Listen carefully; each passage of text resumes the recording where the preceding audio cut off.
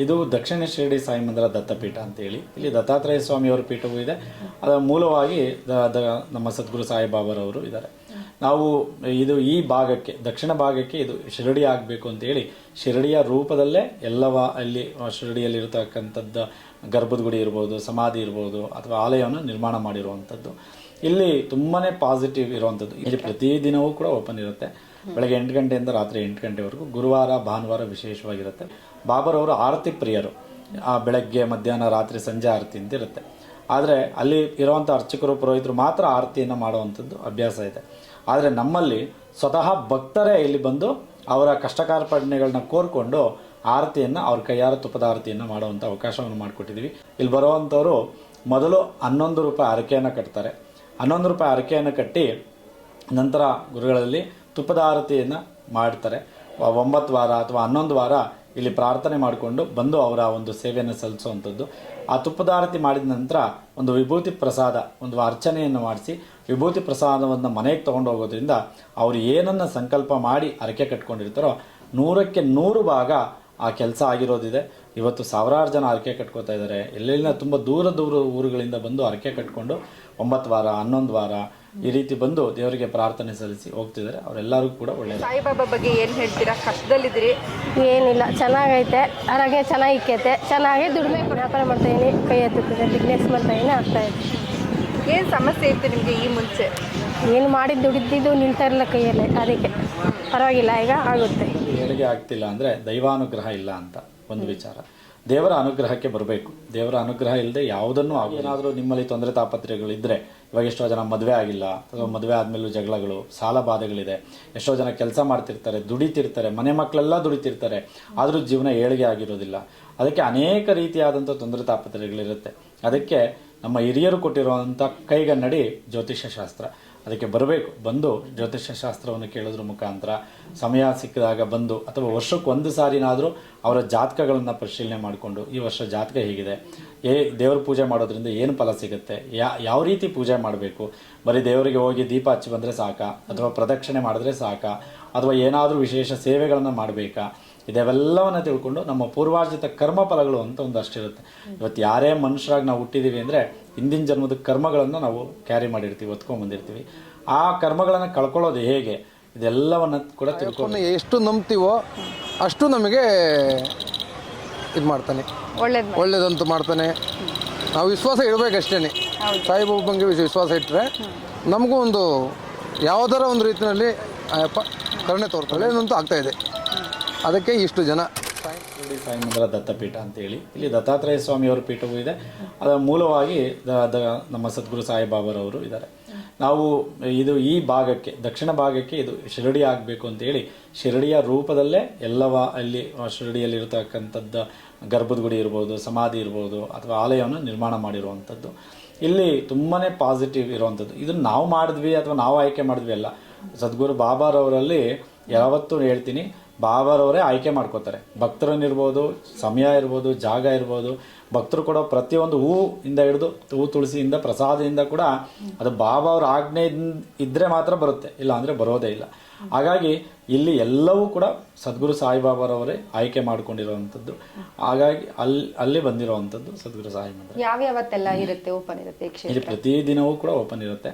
ಬೆಳಗ್ಗೆ 8 ಗಂಟೆಯಿಂದ ರಾತ್ರಿ 8 ಗಂಟೆವರೆಗೂ. ಗುರುವಾರ ಭಾನುವಾರ ವಿಶೇಷವಾಗಿರುತ್ತೆ. ವಿಶೇಷ ಹಬ್ಬಗಳಲ್ಲಿ ವಿಶೇಷ ಪೂಜೆ ಇರುತ್ತೆ.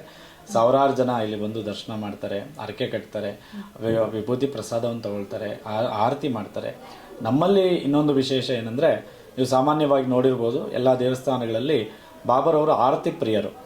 ಬೆಳಗ್ಗೆ ಮಧ್ಯಾಹ್ನ ರಾತ್ರಿ ಸಂಜೆ ಆರತಿ ಅಂತ ಇರುತ್ತೆ. ಆದರೆ ಅಲ್ಲಿ ಇರುವಂಥ ಅರ್ಚಕರು ಪುರೋಹಿತರು ಮಾತ್ರ ಆರತಿಯನ್ನು ಮಾಡುವಂಥದ್ದು ಅಭ್ಯಾಸ ಇದೆ. ಆದರೆ ನಮ್ಮಲ್ಲಿ ಸ್ವತಃ ಭಕ್ತರೇ ಇಲ್ಲಿ ಬಂದು ಅವರ ಕಷ್ಟ ಕಾರ್ಪಣ್ಯಗಳನ್ನ ಕೋರ್ಕೊಂಡು ಆರತಿಯನ್ನು ಅವ್ರ ಕೈಯಾರ ತುಪ್ಪದ ಆರತಿಯನ್ನು ಮಾಡುವಂಥ ಅವಕಾಶವನ್ನು ಮಾಡಿಕೊಟ್ಟಿದ್ದೀವಿ. ಇವತ್ತು ನೀವು ನೋಡ್ಬೋದು, ಸಾವಿರಾರು ಜನ ಒಂದು ಗುರುವಾರ ಬಂದರೆ ಸಾವಿರಾರು ಜನ ಬಂದು ಅವರು ಸ್ವತಃ ಅವ್ರ ಕೈಯಾರ ದೀಪದ ಆರತಿಯನ್ನು ಮಾಡಿ ಅವರ ಒಂದು ಪ್ರಾರ್ಥನೆಯನ್ನು ಸಲ್ಲಿಸ್ತಾರೆ. ಆಮೇಲೆ ನಮ್ಮಲ್ಲಿ ಮತ್ತೊಂದು ವಿಶೇಷ ವಿಭೂತಿ ಪ್ರಸಾದ. ಅದೊಂಥರ ಸಂಜೀವಿನಿ ಅಂತಲೇ ಹೇಳ್ಬೋದು. ಈ ನಮ್ಮ ಕರ್ನಾಟಕ ಅಲ್ಲ, ತಮಿಳುನಾಡಲ್ಲ, ಆಂಧ್ರ ಪ್ರದೇಶ ಅಲ್ಲ, ಕಡಿಮೆ ಅಂದರೂ ಒಂದು 15ರಿಂದ 20 ದೇಶದಲ್ಲಿ ನಮ್ಮ ಮಂದಿರದ ಭಕ್ತರಿದ್ದಾರೆ. ಅವರು ಪ್ರತಿದಿನ ನಮ್ಮ ಮಂದಿರದ ವಿಭೂತಿ ಪ್ರಸಾದವನ್ನು ಹಣೆಗೆ ಇಟ್ಕೊಳ್ಳೋವಂಥದ್ದು, ಪಾಕೆಟಲ್ಲಿ ಇಟ್ಕೊಳ್ಳೋವಂಥದ್ದು, ಅವ್ರ ಮನೇಲಿ ಏನಾದರೂ ಕಾಯಿಲೆ ಕಸಾಲೆಗಳು ಬಂದಾಗ ಈ ವಿಭೂತಿ ಪ್ರಸಾದವನ್ನೇ ಔಷಧಿಯಾಗಿ ಬಳಸುವಂಥದ್ದು ಸ್ವತಃ ನಮ್ಮ ಮನೆಯಲ್ಲೂ ಕೂಡ ಇದೆ, ಭಕ್ತರ ಮನೆಯಲ್ಲೂ ಕೂಡ ಇದೆ. ಇಲ್ಲಿ ಬರುವಂಥವರು ಮೊದಲು 11 ರೂಪಾಯಿ ಹರಕೆಯನ್ನು ಕಟ್ತಾರೆ. 11 ರೂಪಾಯಿ ಹರಕೆಯನ್ನು ಕಟ್ಟಿ ನಂತರ ಗುರುಗಳಲ್ಲಿ ತುಪ್ಪದ ಆರತಿಯನ್ನು ಮಾಡ್ತಾರೆ. 9 ವಾರ ಅಥವಾ 11 ವಾರ ಇಲ್ಲಿ ಪ್ರಾರ್ಥನೆ ಮಾಡಿಕೊಂಡು ಬಂದು ಅವರ ಒಂದು ಸೇವೆಯನ್ನು ಸಲ್ಲಿಸುವಂಥದ್ದು. ಆ ತುಪ್ಪದ ಆರತಿ ಮಾಡಿದ ನಂತರ ಒಂದು ವಿಭೂತಿ ಪ್ರಸಾದ, ಒಂದು ಅರ್ಚನೆಯನ್ನು ಮಾಡಿಸಿ ವಿಭೂತಿ ಪ್ರಸಾದವನ್ನು ಮನೆಗೆ ತೊಗೊಂಡು ಹೋಗೋದ್ರಿಂದ ಅವರು ಏನನ್ನು ಸಂಕಲ್ಪ ಮಾಡಿ ಹರಕೆ ಕಟ್ಕೊಂಡಿರ್ತಾರೋ 100ಕ್ಕೆ 100 ಭಾಗ ಆ ಕೆಲಸ ಆಗಿರೋದಿದೆ. ಇವತ್ತು ಸಾವಿರಾರು ಜನ ಹರಕೆ ಕಟ್ಕೋತಾ ಇದ್ದಾರೆ. ಎಲ್ಲೆಲ್ಲಿನ ತುಂಬ ದೂರ ಊರುಗಳಿಂದ ಬಂದು ಹರಕೆ ಕಟ್ಕೊಂಡು 9 ವಾರ 11 ವಾರ ಈ ರೀತಿ ಬಂದು ದೇವರಿಗೆ ಪ್ರಾರ್ಥನೆ ಸಲ್ಲಿಸಿ ಹೋಗ್ತಿದ್ದಾರೆ. ಅವರೆಲ್ಲರಿಗೂ ಕೂಡ ಒಳ್ಳೆಯದಾಗ್ತಿದೆ. ಯಾವುದೇ ಸಮಸ್ಯೆಗಳಿಗೆ ಇಂತಿಷ್ಟು ಹಣ ಅಂತ ಬರ್ದಿರ್ತಾರೆ, ಆದರೆ ಈ ಕ್ಷೇತ್ರದಲ್ಲಿ ಸಮಸ್ಯೆಗಳಿಗೆ ಒಂದು ದವಸ ಧಾನ್ಯಗಳನ್ನ ಅರ್ಪಿಸೋದನ್ನ ಬರ್ದಿದ್ದೀರಾ. ತುಂಬಾ ವಿಶೇಷ ಅಂತ ಅನಿಸ್ತು. ಇದ್ರ ಬಗ್ಗೆ ಹೇಳೋದಾದ್ರೆ ಏನಂದ್ರೆ ನಾವು ಎಲ್ಲರೂ ಕೂಡ ಮೂಲತಃ ಪಂಚಾಂಗವನ್ನ ಅವಲಂಬಿಸಿ ಬಂದಿರುವಂಥದ್ದು, ಕರ್ಮಾತೀತವಾಗಿ ಬಂದಂಥದ್ದು. ಹಾಗಾಗಿ ದಾನ ಧರ್ಮ ಅನ್ನೋಂಥದ್ದು ನಮ್ಮ ಹಿಂದೂ ಧರ್ಮದಲ್ಲಿ ಅದರದ್ದೇ ಆದ ಸ್ಥಾನ ಗೌರವಗಳಿದೆ. ಅಲ್ಲಿ ಏನಾಗುತ್ತೆ, ಪಂಚಾಂಗದ ರೀತಿಯಲ್ಲಿ ನಾವು ನೋಡೋಕೆ ಹೋದಾಗ ಇವಾಗ ನಾವು ಒಂದು ಮದುವೆ ಆಗಿಲ್ಲ ಅಂದರೆ ಸಾಮಾನ್ಯವಾಗಿ ಕುಜದೋಷ ಅಂತ ಹೇಳ್ತೀವಿ. ಅದಕ್ಕೆ ತೊಗರಿಬೇಳೆಯನ್ನು ದಾನ ಮಾಡುವಂಥದ್ದು. ಇಷ್ಟಾರ್ಥ ಸಿದ್ಧಿಗಳು ಏನಾದರೂ ನಮಗೆ ಪ್ರಾರ್ಥನೆಗಳು ಬೇಕು ಅಂತ ಅಂದರೆ ಅದಕ್ಕೆ ನಾವು ಕಲ್ಲು ಸಕ್ಕರೆಯನ್ನು ದಾನ ಮಾಡುವಂಥದ್ದು. ಅದಾದ ನಂತರದಲ್ಲಿ ನಮಗೆ ಸಾಲ ಬಾಧೆಗಳಿದೆ, ಅದಕ್ಕೆ ಸಿಹಿಯನ್ನು, ಮಂದಿರಕ್ಕೆ ಸಿಹಿಯನ್ನು, ಸಕ್ಕರೆಯನ್ನು ದಾನ ಮಾಡುವಂಥದ್ದು. ಹೀಗೆ ಆ ಸಂದರ್ಭಕ್ಕೆ ಆ ಒಂದು ಕರ್ಮಾತೀತವಾಗಿ ಇರುವಂಥದ್ದನ್ನ ದಾನ ಮಾಡೋದ್ರ ಮುಖಾಂತರ, ಮಂದಿರಕ್ಕೆ ದಾನದ ಮುಖಾಂತರ ನಮ್ಮ ಕರ್ಮವನ್ನು ಕಳ್ಕೊಳ್ಳುವಂಥದ್ದು. ಆ ಬಂದಂಥ ಎಲ್ಲ ದವಸ ಧಾನ್ಯಗಳನ್ನು ನಾವು ಬರುವಂಥ ಭಕ್ತರಿಗೆ ಪ್ರಸಾದದ ರೂಪದಲ್ಲಿ ಇಲ್ಲಿ ಕೊಟ್ಟಾಗ ಈ ಕ್ಷೇತ್ರದಲ್ಲಿ ಒಂದು ಪ್ರಸಾದವನ್ನು ಈ ಒಂದು ವಿಚಾರದಲ್ಲಿ ತಗೊಂಡಾಗ ಅವರ ಕರ್ಮಗಳು ಕಳೆಯುತ್ತೆ ಅನ್ನುವಂಥದ್ದು. ಸುಮಾರು 5 ವರ್ಷಕ್ಕಿಂತ ಬರ್ತಾ ಇದೆ. ಹೌದಾ? ಓಕೆ. ಇಲ್ಲಿಗೆ ಬಂದು ನಿಮ್ಗೆ ಏನು ಒಳ್ಳೇದಾಗಿದೆ? ಪರವಾಗಿಲ್ಲ ಮೇಡಮ್, ವ್ಯಾಪಾರ ಮಾಡ್ತಾ ಇದೀನಿ, ಕೈ ಎತ್ತುತ್ತದೆ, ಬಿಸ್ನೆಸ್ ಮಾಡ್ತಾ ಇದೀನಿ, ಆಗ್ತಾ ಇದೆ. ಏನು ಸಮಸ್ಯೆ ಇತ್ತು ನಿಮಗೆ ಈ ಮುಂಚೆ? ಏನು ಮಾಡಿದ್ದು ದುಡಿದಿದ್ದು ನಿಲ್ತಾ ಇರಲಿಲ್ಲ ಕೈಯಲ್ಲೇ, ಅದಕ್ಕೆ ಪರವಾಗಿಲ್ಲ, ಈಗ ಆಗುತ್ತೆ.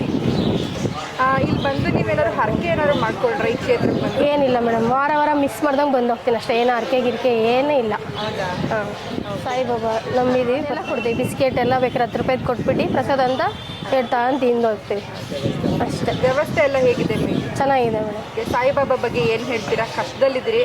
ಏನಿಲ್ಲ, ಚೆನ್ನಾಗೈತೆ, ಆರೋಗ್ಯ ಚೆನ್ನಾಗಿಕ್ಕೈತೆ, ಚೆನ್ನಾಗಿ ದುಡಿಮೆ ಕೊಡ್ತಾ ಇತ್ತು. ಜೀವನದಲ್ಲಿ ಏಳಿಗೆ ಆಗ್ತಿಲ್ಲ ಅಂದರೆ ದೈವಾನುಗ್ರಹ ಇಲ್ಲ ಅಂತ ಒಂದು ವಿಚಾರ. ದೇವರ ಅನುಗ್ರಹಕ್ಕೆ ಬರಬೇಕು. ದೇವರ ಅನುಗ್ರಹ ಇಲ್ಲದೆ ಯಾವುದನ್ನೂ ಆಗೋದಿಲ್ಲ. ನಾವು ಅನ್ಕೋತೀವಿ, ನಾವು ಸಾಮಾನ್ಯವಾಗಿ ಮಾತಾಡ್ಕೋತಿರ್ತಾರೆ, ನಾವು ಬೆಳಗ್ಗೆ ಎದ್ದು ದೇವ್ರ ಪೂಜೆ ಪುನಸ್ಕಾರ ಮಾಡ್ತೀವಿ, ದೇವ್ರು ನಮಗೆ ಕಷ್ಟ ಕೊಡ್ತಾರೆ, ಆದರೆ ಪಕ್ಕದ ಮನೆಯವರು ಏನೂ ಮಾಡೋದಿಲ್ಲ, ಅವ್ರು ತುಂಬ ಚೆನ್ನಾಗಿದ್ದಾರೆ, ನಮ್ಮಲ್ಲಿ ಸಾಕಷ್ಟು ಜನ ತಮಾಷೆಗೆ ಹೇಳಿದ್ದುಂಟು. ಆದರೆ ಆಗಲ್ಲ. ನಮ್ಮ ಪೂರ್ವಾರ್ಜಿತ ಕರ್ಮಫಲಗಳು ಅಂತಿದೆ. ಅದಕ್ಕೆ ಜ್ಯೋತಿಷ್ಯ ಶಾಸ್ತ್ರದಲ್ಲಿ ಜಾತಕ ಅಂತಿದೆ, ಅಥವಾ ಪ್ರಶ್ನಾಲಗ್ನ ಅಂತಿದೆ.